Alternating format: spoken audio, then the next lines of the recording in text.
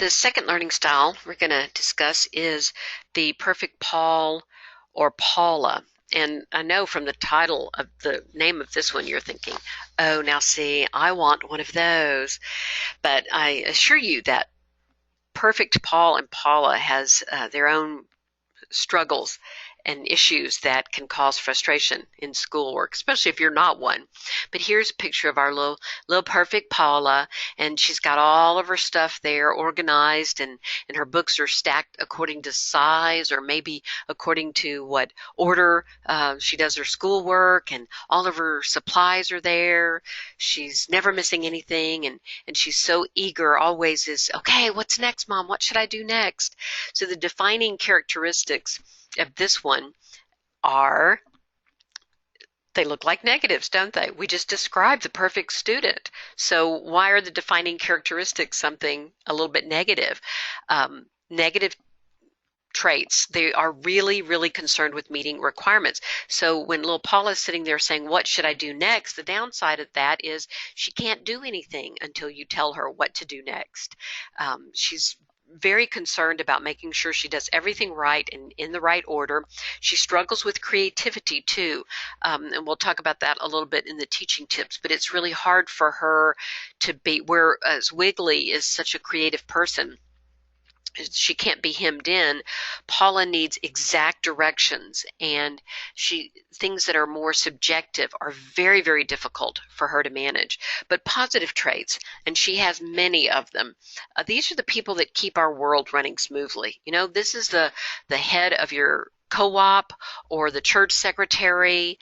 This is the person that keeps lists and is always on time and knows what needs to be done. They're hardworking, dependable, consistent. You know that when you give your perfect Paul an assignment, you give him a list of work to do. When you come back, he is going to do that. The homeschooling mom that is a perfect Paul or a perfect Paula, when she tells me she's decided to homeschool, I know she's going to be fine. She's going to have her lesson plans and her schedule, and she's going to get everything done every day. These are our organized, hardworking, stable people. Favorite subjects for a perfect Paul and Paula. Look at all of these subjects are rule based, right? The rules of math, the rules of spelling. Geography has definite boundaries. They love to look at maps. They probably think that if they came to the border between two states, there really would be a thick black line that separates them. They just see things that way, and it makes sense to them. They love notebooks and collections because of the organization that takes. So when you look into curriculum, anything that has like a lap book or notebooking aspect to it, they're going to love that. They love learning by collecting items. They may, whatever their favorite thing is, they may keep a collection of it. Timelines really make a lot of sense to this child, whereas a Wiggly is just going to see that as a bunch of lines and random pictures of people spread out all over the wall. It makes sense to the perfect Paul or Paula. They look at it and they can see, from Abraham in the Bible to Abraham Lincoln and how much time is represented there, and that just all makes sense to them, and they like that the chronological order of history too. Things like that just really appeal to them and make sense. What they don't like, and I'll go into some detail on these because it's really important to get, because it can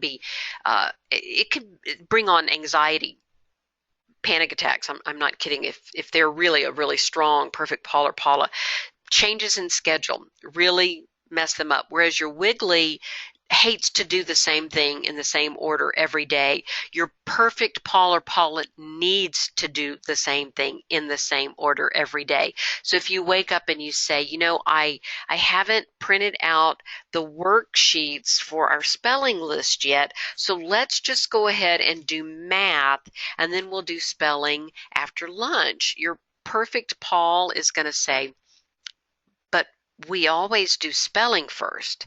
We don't do math first. We do math right after spelling. Well, I know, sweetheart, but but today, so we don't delay, I want to go ahead and get us started on something. And if you want to, while you're working on your math problems, I'll go print out all of those things that I need to print out. But I don't want to start with math. I want to start with spelling. This is not a belligerent attitude. This is a real security blanket for this child. So understanding that really helps you incorporate that and make sure that you're staying on track with what they need. Any kind of change is really difficult for them to process. And again, Diane gave a really great example. She said one of her children had gymnastics class, and they were at gymnastics class one day, and she was dropping her child off, and she happened to notice a mother and a little boy. And the mother was saying to the little boy, "Okay, sweetie, here's the class. Go ahead and get in. They're about to get started." And he looked up at her and he said, This is not my class." And she said, "Well, I know, sweetheart. Remember, we had to miss our Tuesday class. So this is a makeup class with the Thursday class. But they're doing the same thing. It's the same teacher. So it's fine. It's fine. Just go ahead." And he got really upset, and he looked in and he said, "But those aren't my classmates. This isn't my class." And she said, "I know, sweetheart. It's a different class, but they're doing all of the same things, and it's the same teacher, so it'll be okay." And Diane, was taken away, and she took care of a couple of other things. And as she came back by, she saw the little boy was just in tears. He was just bawling. "That's not my class. I can't go here." And so how do you handle changes like that? Diane recommended playing the what if game, to going in advance of that, to say, what if, after they get used to the habit and the routine of their Tuesday gymnastics class, if you said, "What if something happened and we weren't able to make our Tuesday gymnastics class? But I go to gymnastics every Tuesday." "Well, I know, but what if you were sick one week and you had to miss?" "Well, I wouldn't want to miss." "Well, no, because then you might fall behind on what was happening." "Well, Miss Smith also teaches that same gymnastics lesson on Thursday every week." Now, the children in the class are different, but it's the same class. So what if you ever had to miss your Tuesday class? You think maybe we could try the Thursday one? Well, it wouldn't be the same. Well, no, it wouldn't be the same, but it would allow you to not have to miss and fall behind. And maybe some of the kids from Park Day would be in that other class. Maybe we could ask at the park the next time we're there and find out if anybody goes to Mrs. Smith's Thursday class. And then you'd know someone in that class, and it wouldn't be so different. What if? So you play the what if game, and that helps prepare for potential changes that might come into their schedule. And we think that sounds like it's just for younger children, but believe me that this is true for anyone, even into an adult. I am a definite perfect Paula, and if something happens at the last minute to cause a change in schedule, if they say, "Oh, can you come?" The doctor calls and says, "Oh, the doctor needs to leave. I know you have a 1 o'clock appointment. Is it at all possible for you to come at 12:30? My initial reaction is, no, I can't. I've mapped my whole day out according to this 1 o'clock appointment. So no, I have to learn to play the what if myself. Well, what if I had to go in at 12:30? Okay, well, I was going to stop at the grocery store before. I can stop after. You just. But as a perfect Paula, I can tell you that changes like that, last minute changes, don't sit well with me, even as a full-grown adult. Creativity is the other thing that they struggle with a great deal, and this comes from perfect Pauls and Paulas. Really like that exact answer, and they like to get things right. They don't like to get things wrong. And so I learned a long time ago with my Sarah, who is a textbook perfect Paula. She just scores a perfect score on the perfect Paula scale. She really loves fill in the blank, and she puts her name at the top of every page. It's her workbook. She's the only student in that grade, but by golly, it's a blank that says name, and so she's going to write her name in it. She would get really stressed out if you would say, here's your math page. Just do the first row, and if you get all of those right, you don't have to do the rest of them. No way in the world she's going to leave the rest of that page blank. It's really an anxiety kind of issue. But and then if she gets things wrong, it was a real stressor. She needed to make 100 on everything.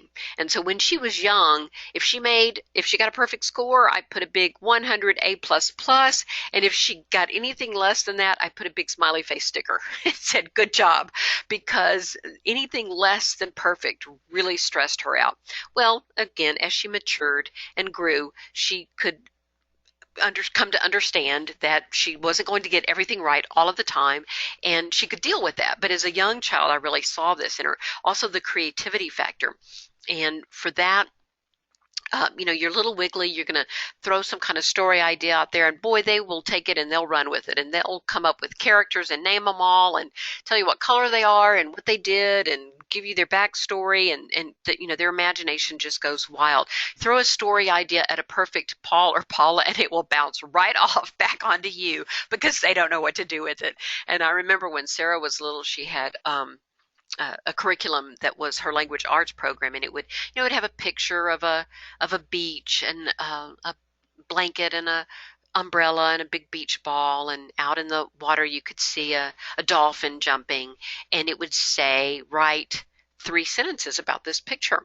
And Sarah would look at it and say, I don't know what to say.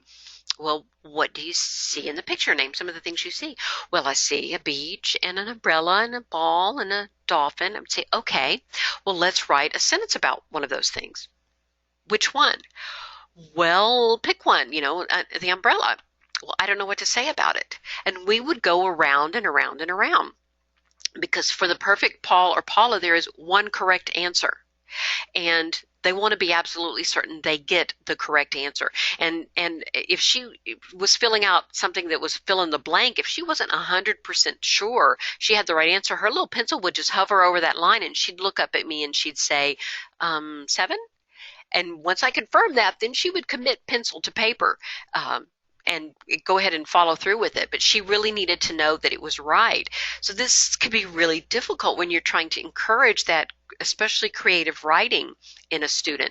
So I learned that one thing I had to do was to give examples, a model for her to follow.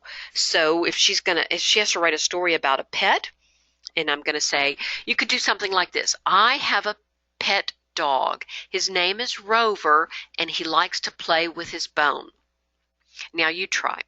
And hers might come out with, I have a pet cat named Fluffy, and he likes to play with his ball of yarn. And this is what you say to that. Perfect!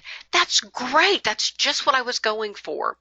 And when you show them over time that something that they came up with on their own can be perfect and acceptable, then they get more and more confidence, and they're able to come up with things like that. I know when Sarah was an older high school student, she actually wrote poetry for a while, and she was journaling, and wow, that was just like miraculous from someone who was such a complete perfect Paul or Paula, and was so afraid of throwing their creativity out there and seeing if it would be accepted. So for them, that fill in the blank, total understanding of what's expected of them is really, really important. Again, if I had to leave the room and say, finish this page or pick 5 math problems on this page, and when I get back from putting the laundry in the dryer, I'll check them and come back, and she would be in tears because she didn't know which 5 problems she should pick. So I would say, okay, I'm going to circle 5 problems on this page, and you work on those, and then when I come back, I'll check them. That's much more acceptable. Disorganized learning environment they really dislike. And if you file by stacks like I do, then that would cause turn a perfect Paula into a nervous Nellie. So give them, just like we saw in our picture, give them their own environment, even if it's just a crate or a corner of a room or a desk that you can put somewhere that they can keep all of their supplies in it. Sarah always kept complete and perfect track of her material, and it was generally stacked books by size, largest on the bottom to the smallest on the top. Rachel, in all of her wiggly school days, never had a pencil when it was time to start school. Sarah always knew exactly where hers were and had a backup in case it ran out of ink or had some kind of problem. So give them that place that they can keep all of their stuff. I think we've gone over most of these teaching tips. Clear assignments and expectations. Don't be vague. Don't say just work on schoolwork until I get back. You need to give them a list that they can check off.